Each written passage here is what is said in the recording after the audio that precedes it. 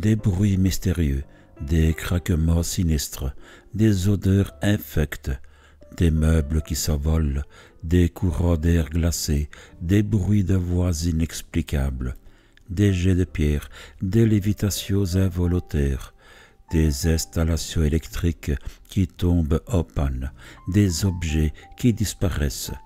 Les esprits frappeurs ont une imagination féconde quand ils veulent manifester leur présence.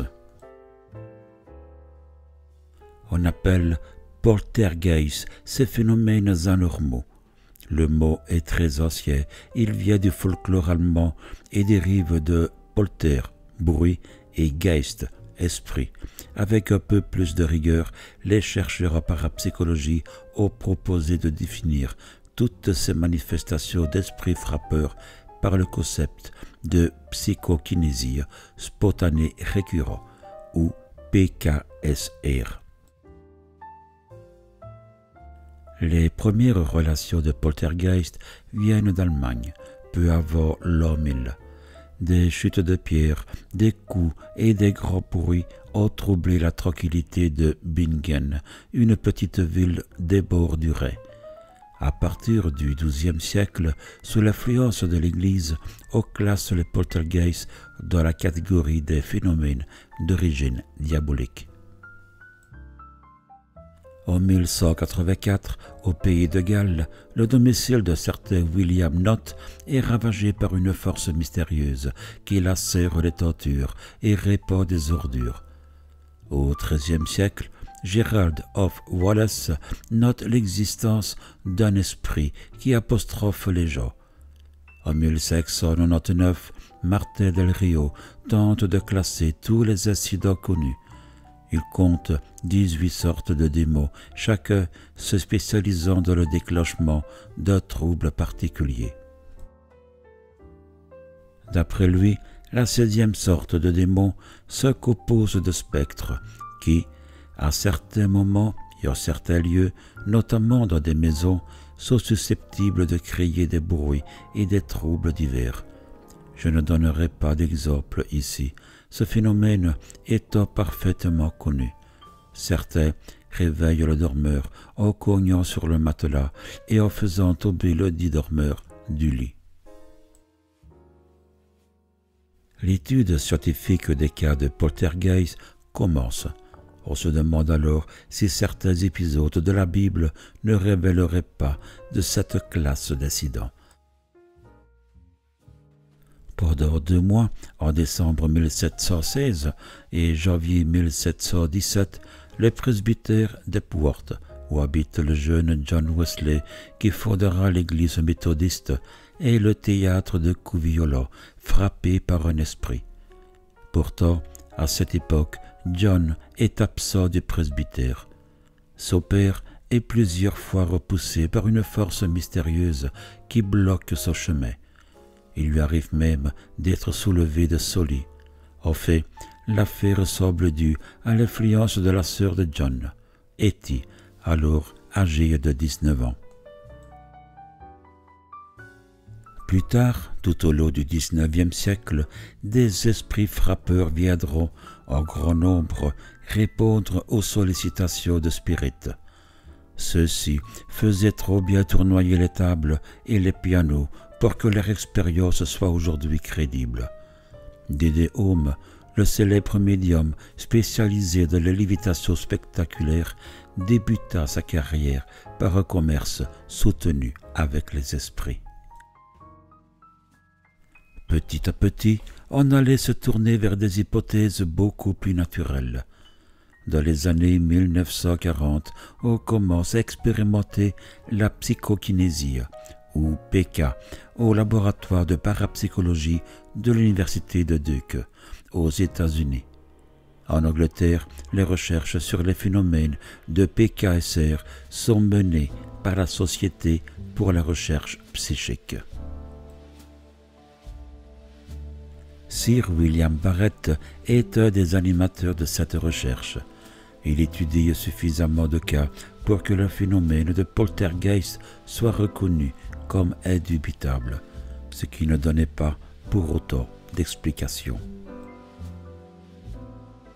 En France, enfin, quelques cas célèbres ont l'autant d'effrayer la chronique, notamment celui du fameux curé d'Ars, régulièrement poursuivi par des esprits frappeurs, incendiaires et destructeurs. La plupart des données contemporaines sont centralisées par la Gendarmerie nationale qui les étudie attentivement et qui leur a consacré un petit bureau d'études.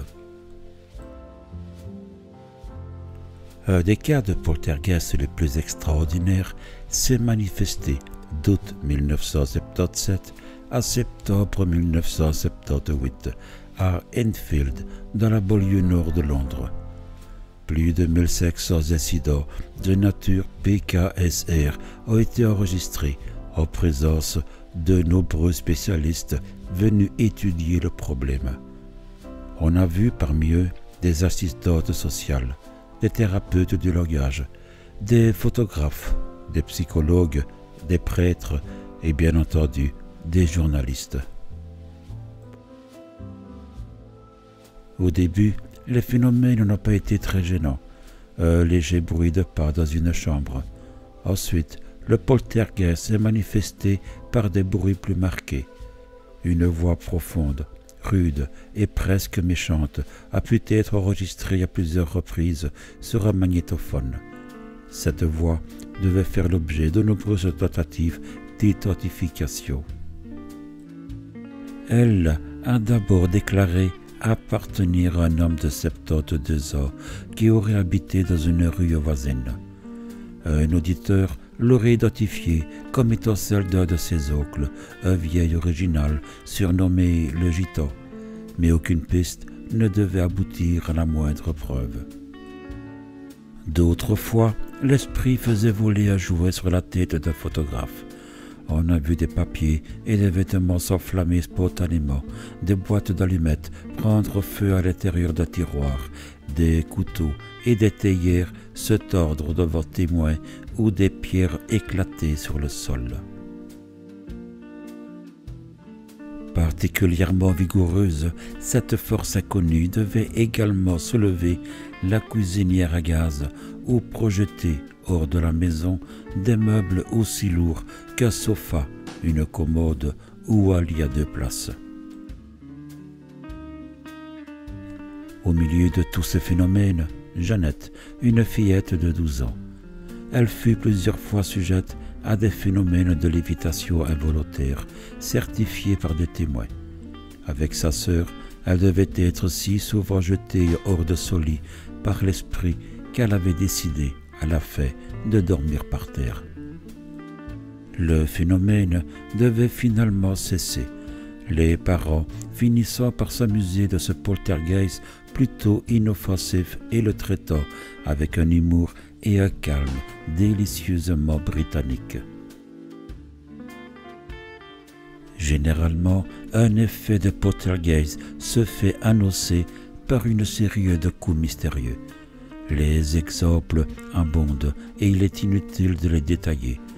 Il peut arriver, pourtant, que des poltergeists débutent par des déplacements d'objets ou par d'autres manifestations insolites. On cite souvent le cas d'une famille allemande de Nieudorf qui a vu une série de clous apparaître au plafond et tomber un à un. Ces clous se trouvaient, l'instant d'avant, dans une armoire fermée à clé. Cette même famille a pu apercevoir des cèdres qui prenaient leur vol à angle droit ou des objets qui sortaient des murs en étant chauds. Cette chaleur est rapportée en France dans la plupart des cas de PKSR par les témoins qui ont ramassé des pierres mystérieusement jetées. Les voix non identifiables sont un des aspects les plus spectaculaires de ces poltergeists. Selon Gilles de Tourette, un médecin français du XIXe siècle, les esprits frappeurs manifesteraient souvent des symptômes de traumatisme apparentés à la copropraxie, penchant à la scatologie, et à l'écholalie, la répétition absurde de discours entendus. Souvent, on a pu observer que les jeunes gens, possédés par un esprit, poussaient des cris obscènes et répétaient des phrases incohérentes. De tels symptômes se retrouvent chez les enfants traumatisés pour de toute autre raison, par exemple le divorce de leurs parents. La combustion spontanée est très souvent associée à une activité de PKSR. Il existe de nombreux témoignages d'incendies déclenchés en l'absence de toute tentative volontaire directe. Hormis les classiques jets de pierre, il existe en fait toute une série de manifestations de poltergeist absolument étonnantes. En 1962, à Indianapolis, aux États-Unis, une famille est victime d'un esprit très calme qui ne déplace rien. Il se contente de mordre, surtout la grand-mère. Il la pique également à de nombreuses reprises. Une enquête rigoureuse menée sur place a, bien entendu, trouvé la traditionnelle jeune fille en crise pubertaire. Toutefois, aucune supercherie n'a pu être établie pour les morsures. En février 1958, la famille Herman de Seaford, aux États-Unis, est victime d'un esprit déboucheur.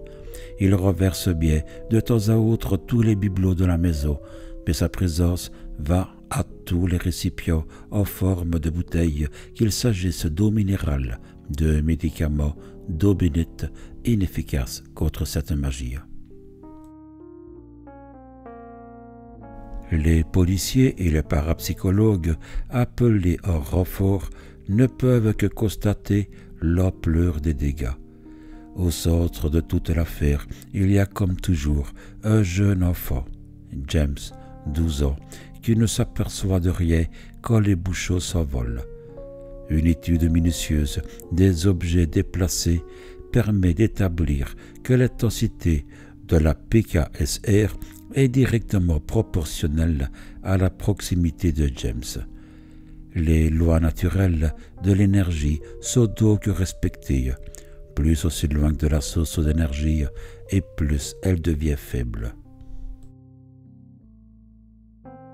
Il est très rare que des phénomènes de poltergeist surviennent hors du domicile de la personne qui les provoque. C'est pourtant ce qui s'est passé en décembre 1960 en Écosse.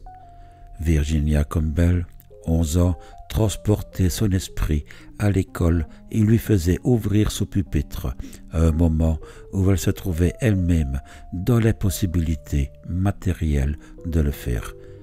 Virginia faisait même voler la baguette de sa maîtresse loin du tableau. Elle s'excusait auprès de celle-ci. « Je vous assure, mademoiselle, ce n'est pas moi. » Dans tous les cas, à de rarissimes exceptions près, ces phénomènes de PKSR paraissent donc liés à des jeunes gens en âge pubertaire. Est-ce le passage à l'âge adulte qui détermine l'arrivée de ces esprits frappeurs? N'est-ce pas plutôt un phénomène lié à une certaine tension sexuelle? Les réponses demandent à être nuancées.